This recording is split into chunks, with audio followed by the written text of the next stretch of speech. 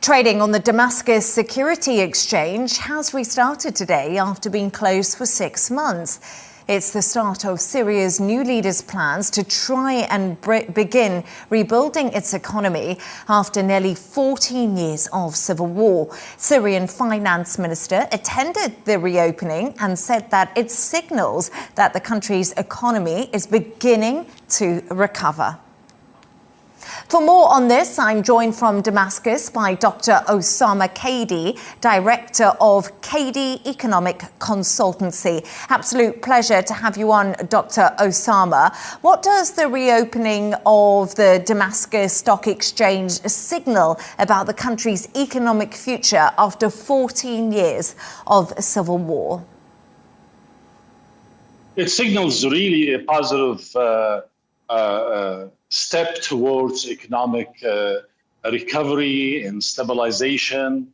It signals to the whole world that Syria is opening a new page with the world, indicates that the government ready to revitalize the economy and push that economic growth even further and further, trying to attract more investment, open for the world. Syria has been since 1979, under a country that supports terrorists. So we are isolated. We've been isolated from the whole world. Even we have previously Damascus Stock Exchange, but it's really like some sort of paralyzed stage. It's not really very active. They used to open 3 days a week from 10 to 1 o'clock, 3 days only. So it's really, it was just a building with not much activity there. But right now, they're heading toward more effective stock market. And Dr. Osama, the stock exchange will now operate as a private company. How will this work and, like you say, attract investment and revitalize the economy? When you operate efficiently and more effectively, and you encourage all investments to be part of that stock market, after you really put a real good governance on that stock market.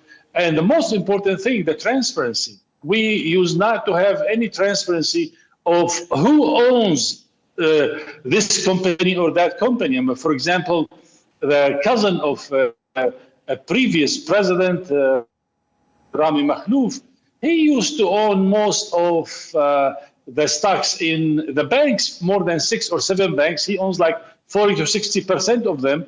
But that piece of information were not released to all stockholders. And when we used to accuse that government that there's a corruption, there's that guy who really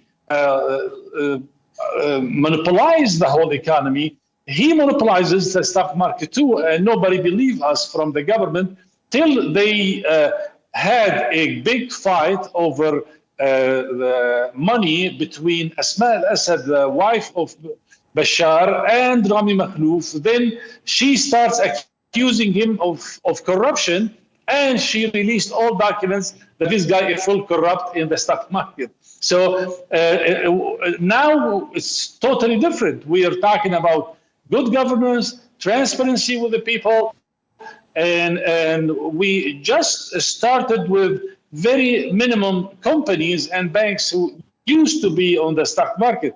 I'm expecting this to be not double, even will be 2 years from now, more than 5 times the amount of companies that we have today. And what impact is the easing of Western sanctions already having on Syria's economy? Obviously, international transfers are going to come back to life. What else is really important?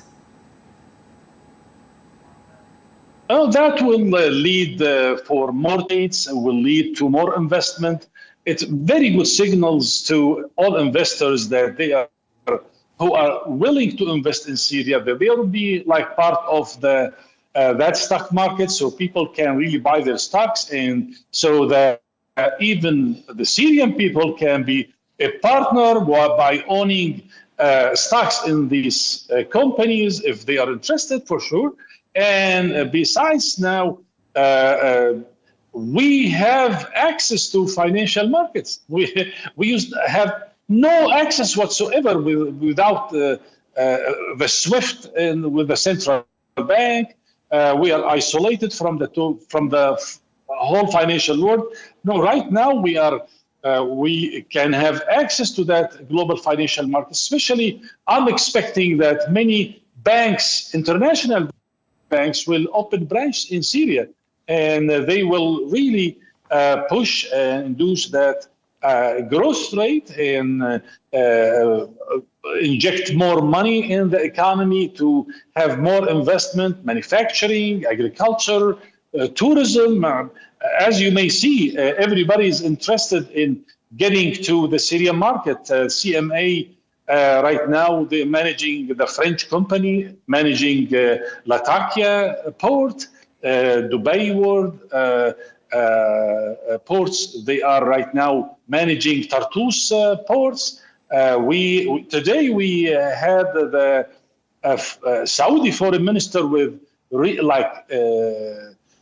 it's an officials from the financial arena to prepare after 2 weeks from today to bring many, I would say like tens of investors and companies, Saudis, to come to invest in Syria. Besides, right now they're negotiating with the 5 American companies about oil and gas. See, it's we are really attracting investors, and these companies, when they will operate from Syria, they might be part of the stock market, and any average Syrian can go and buy their stocks. So, Dr. Osama Kadi, I do apologize, but we're going to have to end it there. Thank you so much for joining us, and I hope that we can have you back on the show again soon. Thank you.